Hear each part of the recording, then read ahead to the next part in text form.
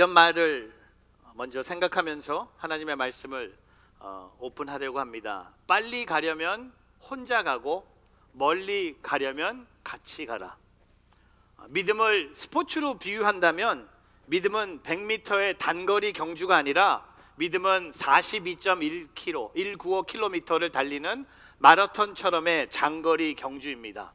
지금 이 시간 맨하탄에 뉴욕시티 마라톤이 열심히 진행되고 있습니다. 그렇기 때문에 여러분, 우리의 신앙이 마라톤 경기였기 때문에 나 혼자만의 힘으로 신앙의 여정을 완주하는 것은 매우 어려운 일입니다. 반드시 믿음의 동역자가 필요합니다. 하나님께서는요, 우리를 홀로 신앙생활 하도록 내버려 두지 않으시고 믿는 사람들이 함께 모여서 교회를 이루도록 하는 것이 바로 하나님의 교회의 목적입니다. 저는 오늘 이 말씀을 등장하는 사도 바울을 보면서 오늘 사도행전 18장에 좀 다른 특징이 있다면 여러 사람들이 등장합니다. 사도 바울의 2차 전도 여행이 계속되지만 오늘 특별히 이 고린도에서 일어난 이야기를 보면요, 사도 바울 주변에 많은 믿음의 동역자가 있는 것을 보게 됩니다. 저는 하나님께서 바울에게 많은 믿음의 동역자들을 허락하신 것처럼 여러분의 신앙생활에 많은 믿음의 동역자가 있기를, 또한 여러분이 좋은 믿음의 동역자가 되는 그런 삶을 살아가는 저와 여러분이 되기를 주님의 이름으로 축복합니다. 그래서 오늘 이 복음의 동역자를 생각하면서 이 사도행전 18장 말씀을 통해 세 가지를 묵상해 봤습니다. 첫 번째, 힘든 시간을 함께 이겨내는 동역자가 되십시오. 여러분, 믿음 생활 한다는 것, 신앙 생활 한다는 것은 쉽지 않습니다. 힘든 시간들입니다. 그러나 그 힘든 시간을 이겨내기 위해서 주님은 저와 여러분 삶 속에 함께 이겨낼 수 있는 동역자를 허락해 주셨다는 겁니다. 오늘 본문 말씀에 1절 말씀을 보면요, 바울이 아테네를 떠나 고린도로 갔다고 성경은 말하고 있습니다. 고린도 하면 우리가 잘 아는 고린도 전서와 고린도 후서를 사도 바울이 쓰게 되죠. 이제 사도 바울은 2차 전도 여행을 통해 이 고린도라는 도시에 방문하게 됩니다. 이 지도를 준비해 봤는데요, 사도 바울이 이 고린도, 오늘 이 고린도를 오게 되는데 아테네에서 고린도로 오게 됩니다. 근데 이 사도 바울의 여정을 보면요, 다 가는 곳마다 그는 교회를 세우고 복음을 전합니다. 근데 가는 곳마다 복음 전하다 보니까 쫓겨나요. 여기도 갔다가 일로 갔다가 일로 갔다가 일로 갔다가 여기로 갔다가 이렇게 도는 이유가 뭡니까? 그게 사도 바울이 받았던 핍박의 행전이었어요. 근데 오늘 이 고린도에서 놀라운 만남을 갖게 됩니다. 보세요, 2절과 3절 말씀에 보면 이 고린도에 도착한 사도 바울이 한 부부를 만나게 됩니다. 아굴라와 그의 아내 브리스길라라는 이 부부를 만나게 됩니다. 여러분, 이 아굴라 이 부부는요, 로마에서 살고 있는 사람들이었는데 유대 사람이었어요. 로마에서 출생한 사람들이었어요. 근데 이 황제 글라우디아 황제의 칙령에 따라서 모든 유대인들이요 로마에서 쫓겨납니다. 그래서 오늘 이 한 가정이 로마를 떠나서 이사 오게 되는 그 도시가 바로 사도 바울을 만나는 고린도입니다. 고린도에서 바울과 이 부부가 만나게 됩니다. 근데 오늘 3절 말씀에 보세요, 그들이 함께 일하며 지냈습니다.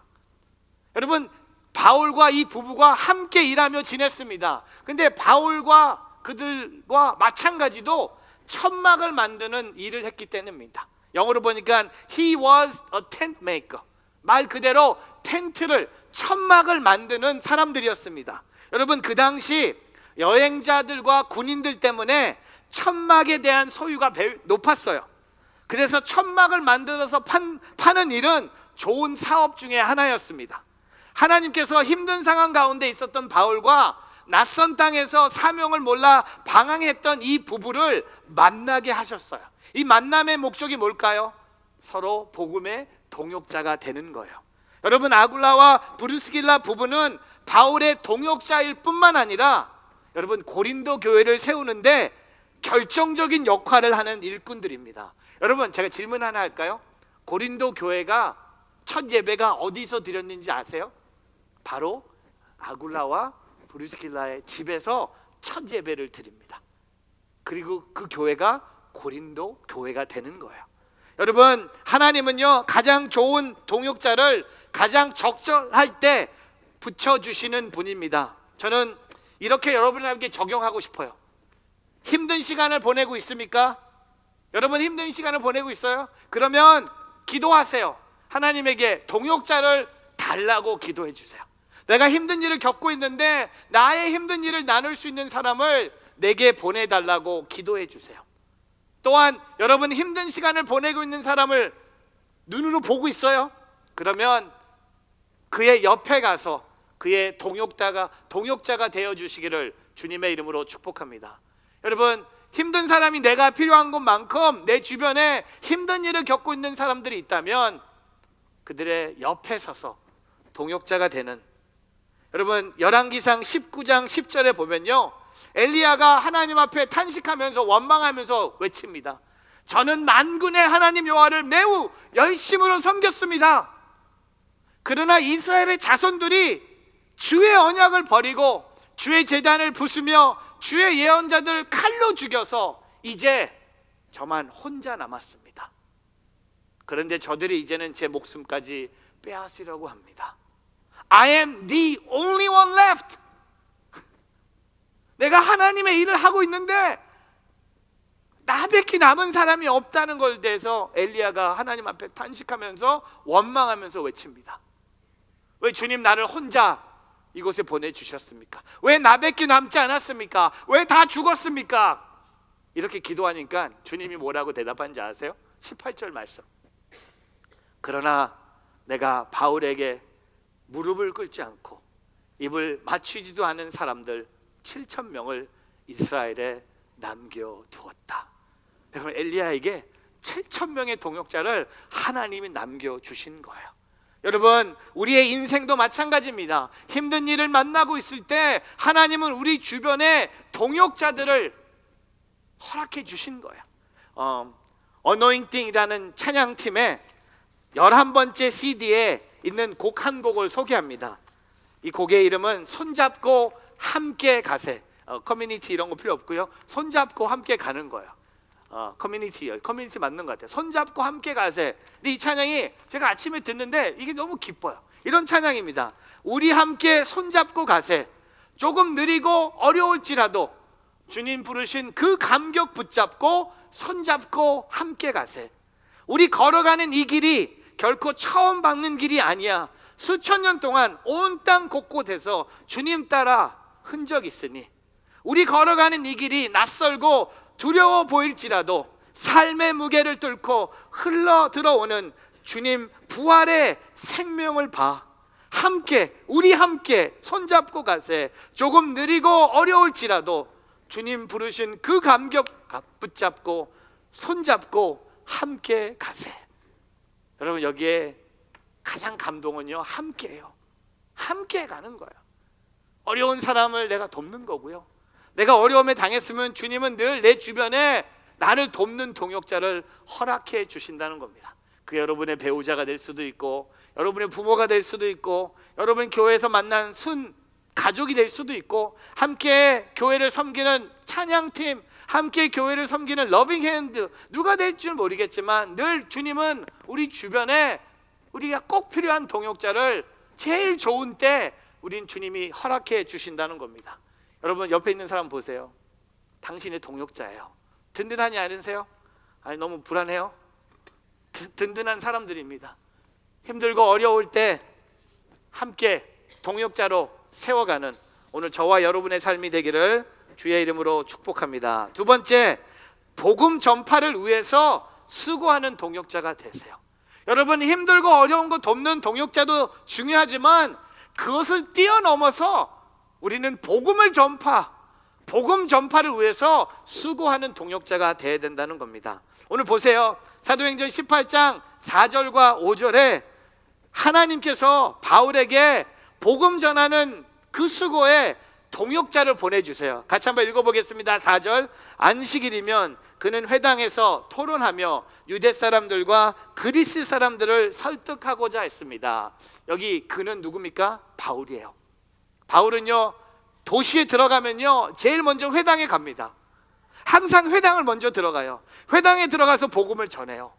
회당에 들어가서 유대 사람들과 그리스 사람들에게 토론을 하면서 예수님을 믿으라고 설득하고 있었어요. 근데 5절에 누가 나타납니까? 바울의 복음의 동역자가 도착한 거야. 누가 옵니까? 실라와 디모데가 마가도니아에서 오자 바울은 말씀 전하는 데만 전념해 예수가 그리스도이심을 유대 사람들에게 증언했다는 겁니다. 이제 바울이 혼자가 아니에요. 실라와 디모데가 같이 고린도에 조인해서 이제 바울은요 말씀만 전하는데 전념했다는 겁니다. 여러분 딱 이거 보면서 이제 모든 게 다 잘 됐구나.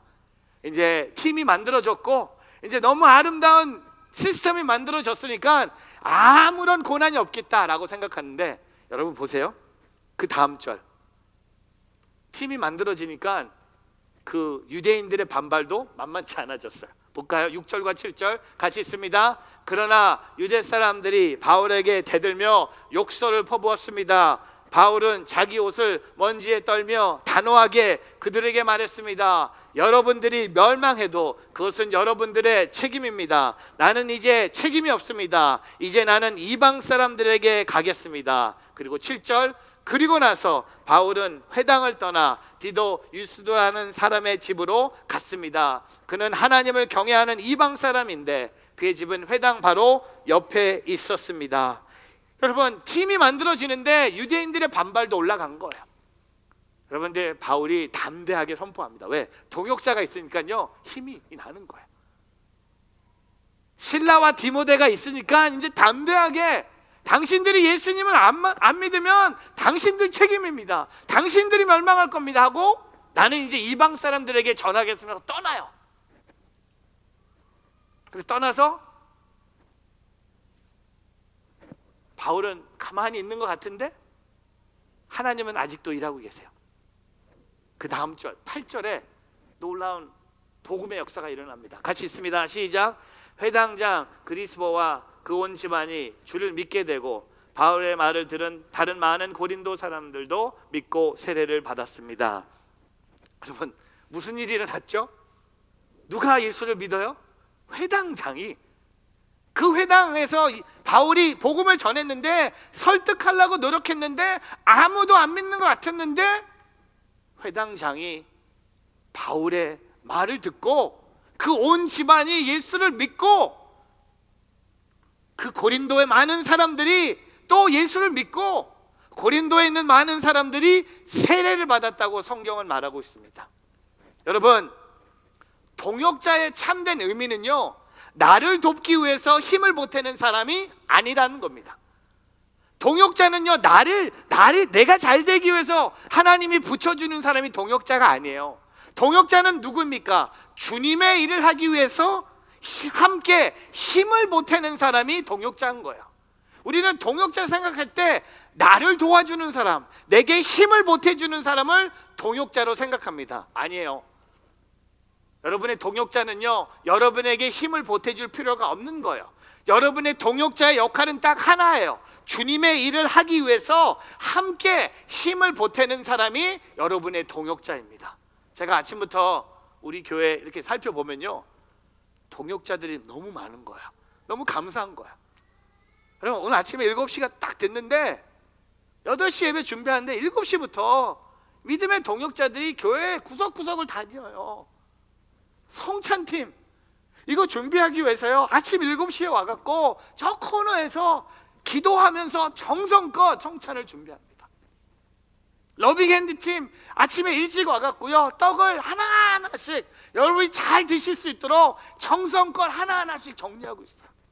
그리고 찬양팀 여러분이 오시기 전부터 연습하면서 함께 영과 진리로 예배 드릴 수 있도록 준비하는 사람들. 비전원에 가니까 우리 꿈땅 교사들 미리 모여서 아이들이 오기 전에 전도사님들과 교사들이 기도하고 있고, 또한 예배 드리기 전에 저희 우리 구석 다락방 같은 데 가니까요 저희 교회 중보기도 팀들이 각 예배를 위해서 기도하는 분들이 구석구석에 있는 거예요. 이게 너무 아름답지 않습니까? 여러분 안 보일지도 모르는데 저는 다 보여요. 감사한 게 뭐냐면 혼자 일하는 사람이 아무도 없어요. 다 같이 일하는 거예요. 오늘 바울과 실라와 디모데가 회당에서 담대히 말씀을 전했어요. 복음 전파하는 일에 동역자를 보내주셨다는 겁니다. 저는 저와 여러분이 이렇게 적용했으면 좋겠어요. 여러분, 일터에서 믿음의 동역자를 만드십시오. 여러분, 일하고 있는 일터에서 함께 복음을 전파하십시오. 저는 여러분이 일하는 일터의 사람들이 여러분을 예수를 믿는 사람이라는 걸 알기를 주님의 이름으로 축복합니다. 여러분, 일하는 일터에서 교회 다니는 거 숨기지 않기를 바랍니다. 식사기도 하세요. 동전 떨어뜨리고 밑에 갔다 오지 마시고 예수님의 이름은 이런 거 하지 말고 교회 간다고 얘기하세요. 왜 내가 이런 회식에 빠져야 되는지, 내가 왜 술을 안 마시는지, 그냥 오늘 배가 아프네요, 못 마시, 이게 아니라 나는 하나님 믿어서 못 마십니다. 여러분, 저와 여러분 삶 속에, 제가 이번 주에 우리 아들이 저한테 카톡 문자가 많이 와요. 대부분 아들의 문자는 뭐 이렇게 주문할 때 물어보는, 친구들과 금요일 학교가 끝난 후에 친구 집에 갔는데 현민이가 이런 문자가 옵니다. Can I order food with your credit card? 아빠 카드로 친구들과 같이 있는데 음식을 주문해도 되냐고. 뭐 하나밖에 없는 아들이니까 of course yes. 뭐 먹어야 얼마 먹겠어요. 근데 갑자기 문자가 와요. 68불을 차지한 거야. 이놈이 얼마나 뭘 먹었는데 68불이야. 그러니까 보니까 친구들 걸 다 한꺼번에 주문한 거야. 그리고 지가 거둔 거야. 그리고 걷어서 60불을 가져온 거죠. 8불은 자기가 먹은 거니까 먹고 60불을 이제 갖고 온 거야. 그래서 제가 현민이한테 물어보고 싶은 질문이 있었어요. 오늘 친구들한테 아빠 카드로 결제한다고 분명히 자랑했을 건데 혹시 친구들한테 아빠가 목사라고 말한 적 있냐? 제가 물어봤어요. 현민이가 뭘 한지 아세요? 왜 친구들한테 아빠가 목사인 것을 밝히냐고. 사춘기 때 쿨하지 않은 거래. I will have no friends if my friends find out my dad is a pastor. Whoa, your dad's a pastor. Whoa, you're PK. You're problem kid. You're pastor's kid. 여러분, 똑같아요. 우리 현민이가 학교에 가서 본인이 교회 다니는 것을 진짜 저는 말하고 싶어요. 진짜 제가 기독교 티셔츠 많이 주는데 하나도 안 입어요. 하나도 안 입어. 집에서만 입어요. 홀리 임팩트 주는 티셔츠 너무 많거든요. 다 현민이 줬는데 집에서 잠옷으로 입고 있어요. 한 번도 학교 가면서 입은 적이 없는 거예요. 근데 제가 그걸 보면서 여러분의 삶도 똑같은 것 같아요. 여러분이 일하는 그 병원에, 여러분이 약사라면 그 병원에 일하는 그 약사의 포지션이 아니라 여러분이 진짜 교회를 다니고 있는지, 진짜 신앙생활하고 있는지, 여러분이 일터에서 믿음의 동역자를 만들어가고 믿음의 동역자들이 함께 일터에서 기도하는, 저는 여러분이 꿈이 있길 바랍니다. 여러분의 직장에서 일하는 사람들이 적어도 한 달에 한 번 정도 모여서 점심시간에 같이 기도하고 같이 식사하면서 그리스도의 사랑을 나눌 수 있도록, 한 사람부터 시작하겠죠. 한 사람이 2명이 될 것이고, you go to church? I go to church. Why don't we come together once a month? Let's have lunch together and let's pray together. 저와 여러분 삶 속에 그런 도전이 있길 바랍니다. 또한 저는요, 순의 목적 중에 하나가요, 복음 전하기 위해서 순 모임 하는 거예요. 잃어버린 영혼을 인도하기 위해서 순을 만들어 주신 거예요. 순과 함께 전도하기를 바랍니다. 순원들과 함께 복음의 동역자가 되기를 축복합니다. 점점 힘들어지는데 부모가 자녀를 복음의 사람으로 키우기 위한 동역자가 되기를 주의 이름으로 축복합니다. 제가 요새 교회 보니까요, 아이들 교육과 아이들 운동 때문에 교회를 그냥 안 나오는 아이들이 너무 많은 것 같아요. 저는 이게 뭐가 문제가 있다고 생각합니다. 아이들에게 우리가 뭔가 잘못 가르치고 있는 것 같아요. 오늘 교회 못 가요, 목사님. 우리 아들이 수영 시합에 참석을 해야 되는데. 저는 질문하고 싶어요. 아들에게 수영을 가르치는 것보다 수영을 가르쳐주고 있지만 아들에게 이상한 메시지를 지금 전하고 있는 거예요. 교회에 대한 주의를 지키는 그 마음을 아들에게 전하고 있지 않는 거예요. 그래서 오늘은 수영하고 와서 예배를 드리겠대. 시간이 이렇게 돼서. 근데 그게 중요한 게 아니잖아요. 우리는요, 학원 보내요. 좋은 학교 갈 수 있다면 주일도 넘기면서 아이들 학원에 보냅니다. 언젠가 여러분 분명히 후회할 때가 올 거야. 자녀들에게 우리가 남겨야 될 것은요, 좋은 학원을 보내서 명문대학에 들어가서 훌륭한 사람이 되는 것보다 그들에게 믿음이 없다면 다 헛된 거예요. 교회부터 가는 것. 여러분, 제가 요새 차세대 교육에 대해서 뭐 전문가는 아니지만 저희 교회, 우리 모든 한국교회 교육의 문제가요, 선생님들한테 맡겨서 문제가 있는 것 같아요. 저는 이런 얘기 이번에도 했어요. 무슨 얘기냐면 자녀 교육의 선생님은 부모가 돼야 된다고 저는 믿어요. 부모님들이 자녀들에게 말씀을 가르쳐야 돼요. 일주일에 선생님들이 아이들과 1시간, 2시간을 보내는데 어떻게 기독교 교육을 가르치겠습니까? 부모가 안 가르쳐 주는데, 부모가 성경을 안 읽고 있는데, 부모가 기도하지 않고 있는데, 부모가 큐티하고 있지 않는데, 여러분, 부모가 하지 않는 큐티를 어떻게 자녀들이 하겠어요? 저는 이 교회 교육은요, 교회뿐만 아니라 가정에서 이루어져야 된다고 저는 생각해요. 그러기 위해서 우리는 자녀들에게 복음을 전하는 동역자가 돼야 돼요. 남편과 아내가 자녀들에게 신앙을 전할 수 있도록 몸부림쳐야 돼요. 기도해야 돼요. 깨어 있어야 돼요. 그것을 우리가 이 말씀을 통해 깨닫는다는 겁니다. 좀 센 얘기 했죠? 괜찮아요. 들어야 돼요. 그냥 세상 따라가지 마세요. 명문대 가봐야 졸업하면요, 명문대 다시 안 가요. 여러분, 뭐 콜롬비아 가서 하느님 없다고 고백하는 아들을 만날 준비 됐어요? 아니면 조금 덜 좋은 대학에 갔지만 그 자녀에게 믿음 있는 걸 전 모르겠어요. 조금 좋지 않은 대학에 가도 그 안에 믿음이 있는 자녀를 반겨주는 마음이 부모의 마음이지, 걔가 좋은 대학 가서 좋은 직장이 돼서 돈을 많이 벌면 뭐합니까? 믿음이 없는데, 하나님이 없는데, 하나님이 없는 인생 누구 책임일까요? 전 부모의 책임이라고 생각하고 싶어요. 부모에게 전 도전하고 싶어요. 여기 부모님들 계시다면 오늘 되게 심각해, 열린 예배가 확 닫혀버렸는데 한 방에 여러분, 진짜 우리가 생각해야 될 거예요. 우리 1세 부모님들은 그거 안 하셨어요. 우리 1세 부모님들은 그냥 일만 하셨어요. 집에 안 계셨어요. 세탁소, 생선가게, 델리 열심히 일하셨어요. 돈 벌어주셨어요. 학교 보내주셨어요. 근데 교회 신앙에 대해서 한마디도 하지 않으셨어요.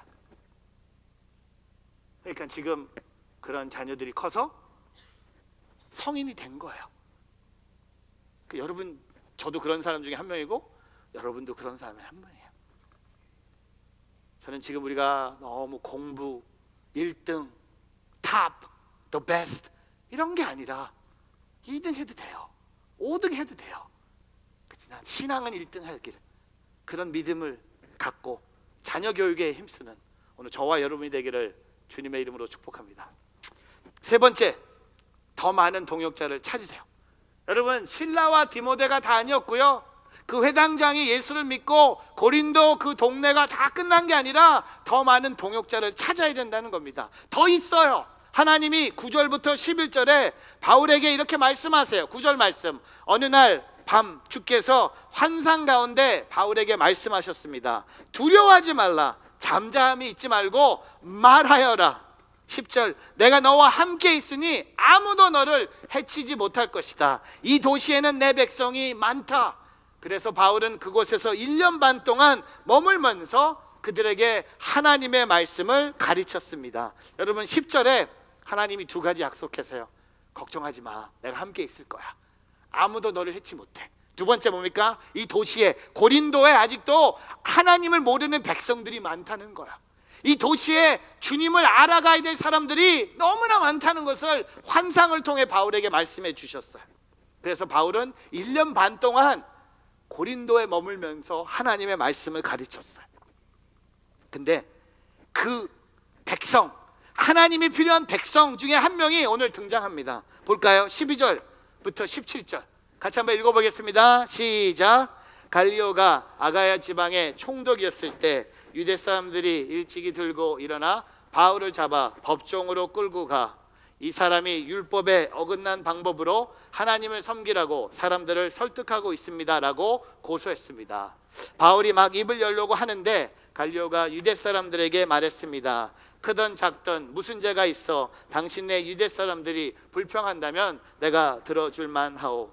그러나 그것이 언어와 명칭과 당신네 유대 사람들만의 율법과 관련된 것이라면 당신들 스스로 알아서 해결하시오. 나는 그런 일에 재판자가 될 수 없소.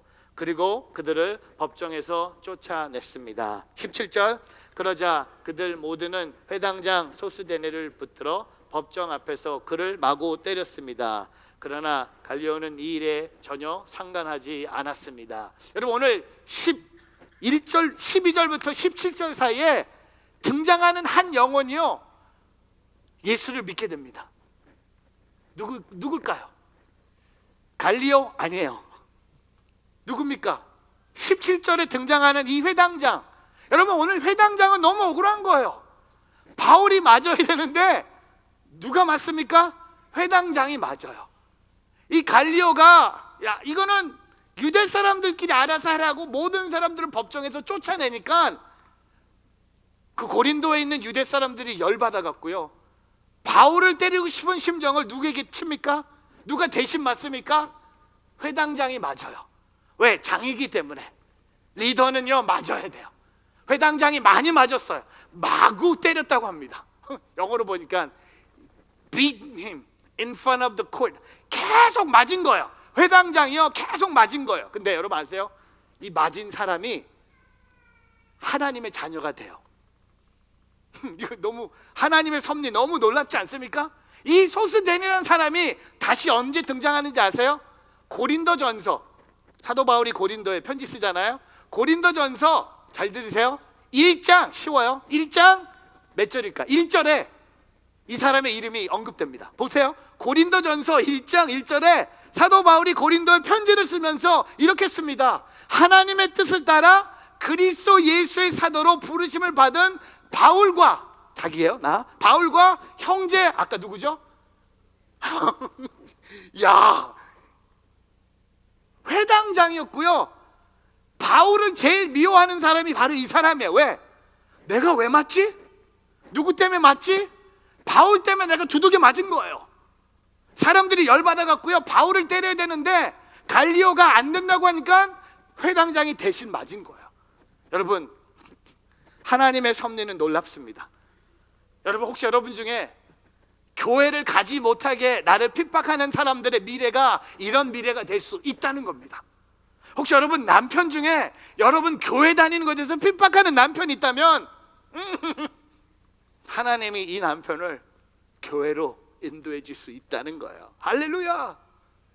아세요? 우리 온누리교회 목사님 한 분, 목사님이 되기 전에, 예수 믿기 전에 온누리교회가 있고 온누리교회 옆에 신동아 아파트가 있는데 아내가 새벽마다 새벽 기도를 가는 거야.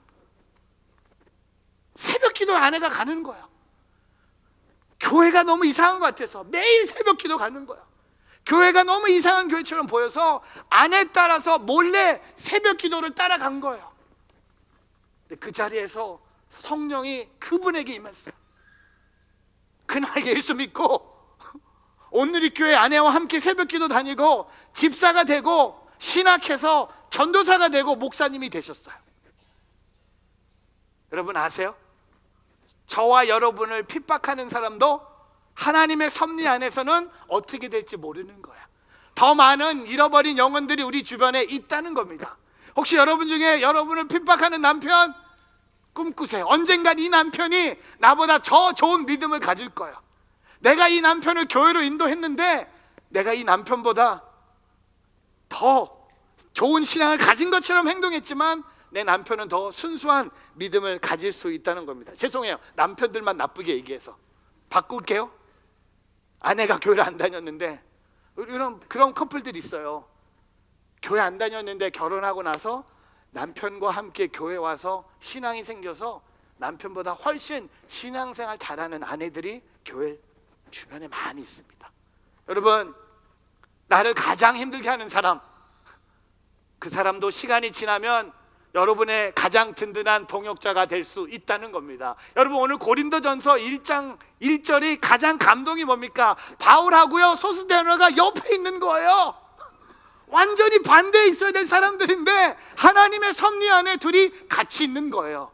다른 의미가 뭡니까? 우리 주변에 우리가 동역을 해야 될 사람들이 가득 찼다는 겁니다. 예수가 필요한 사람들이 있다는 겁니다. 나를 교회 가는 것에서 손가락질하고 내가 교회 다니는 것에서 안 좋게 얘기하는 사람들이 언젠간 이 영혼도 교회를 찾아올 날이 있을 거라는 것을 고백하며 놀라운 하나님의 섭리를 믿으며 그리고 더 많은 동역자를 찾아가는 오늘 저와 여러분의 삶이 되기를 주님의 이름으로 축복합니다. 말씀을 정리합니다.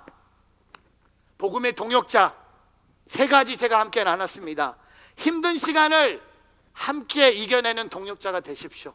오늘 여러분 예배가 끝난 다음에 여러분 주변에 힘든 일을 겪고 있는 사람들이 있다면 찾아가세요. 시간을 내서 그들의 이야기를 듣고 그들을 위해서 기도해 주시기를 주님의 이름으로 축복합니다. 또한 복음 전파를 위해서 수고하는 동역자들이 되길 바랍니다. 우리가 그냥 돕는 게 아니잖아요. 우리가 그들을 그냥 돕는 게 아니라 우리의 목적이 뭡니까? 이 영혼이 예수님을 만날 수 있도록 실라와 디모데가 바울을 도운 것처럼 우리 또한 말씀을 전하는데 복음 전하는데 동역자들이 되기를 축복합니다. 그리고 마지막으로 우리 주변에 예수님이 필요한 사람이 많이 있어요. 그분들을 찾아서 전도하고 식사하고 같이 이야기 듣고 그들 삶 속에 하나님이 필요한 것을 보고 믿음의 복음의 동역자로 승리하며 살아가는 오늘 저와 여러분의 삶이 되기를 주님의 이름으로 축복합니다. 기도하겠습니다.